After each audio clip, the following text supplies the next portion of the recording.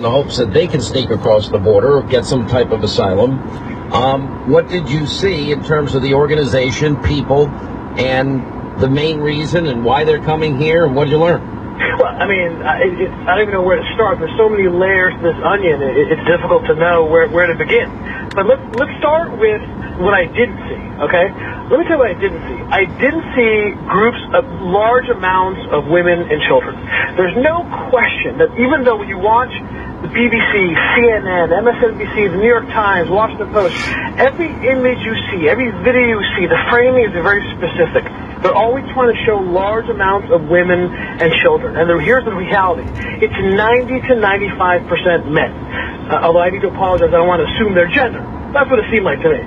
And the amount of disingenuous, dare I say, fake news reporting on the caravan, it goes well beyond the demographics. It goes about the fact that they're trying to push this agenda that this is some kind of organic thing. It's not being created by an organization. That they're leaving because of violence in Honduras. And every single person I asked, when I asked them why are you coming to America, their answers were uniform.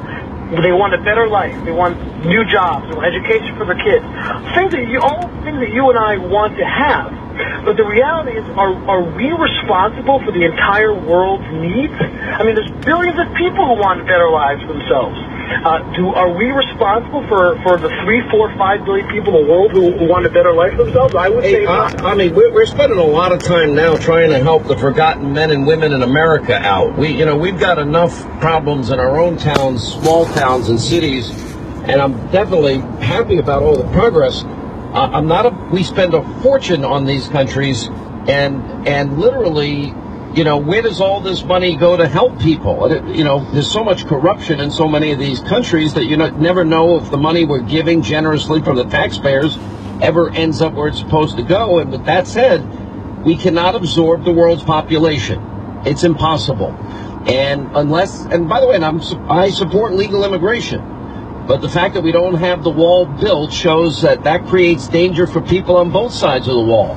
If what they did in southern Mexico they do here, our border patrol will use force to stop them if they run across the border. I don't want to see anybody hurt, assuming that they're the good people that just want a better life.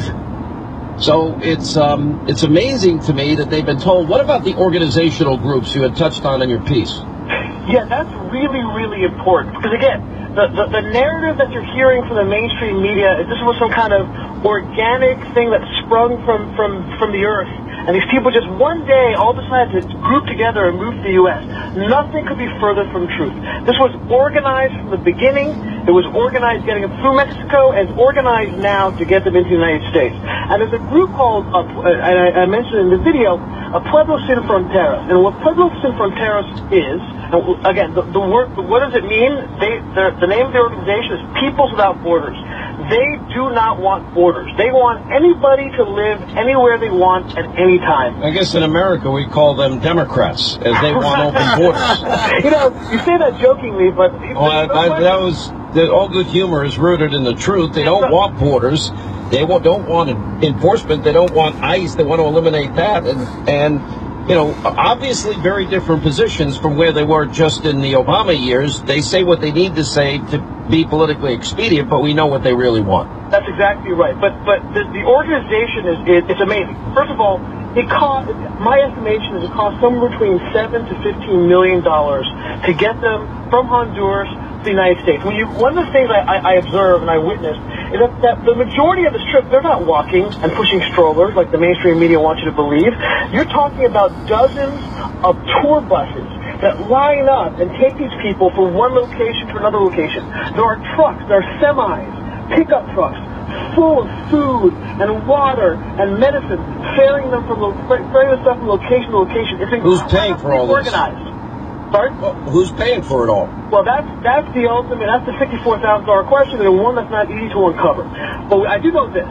Pueblos Sin Fronteras, right, has a couple of front groups in the United States. There's a group called Centro Sin Fronteras and La Familia Unida.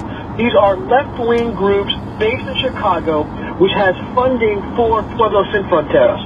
And if you look at their filings, you see a number of people who have donated to them. The money is being funneling funneling through there, but we can't know exactly where the money for this particular operation is coming from. Is it Soros? Is it other left-wing groups? We're not sure. But I know this. $15 million did not come from a wellspring in Honduras. It's coming from the United States of America. That there's no doubt about. All right, Ami Horowitz, good report. Thanks for sharing it with us. We appreciate it.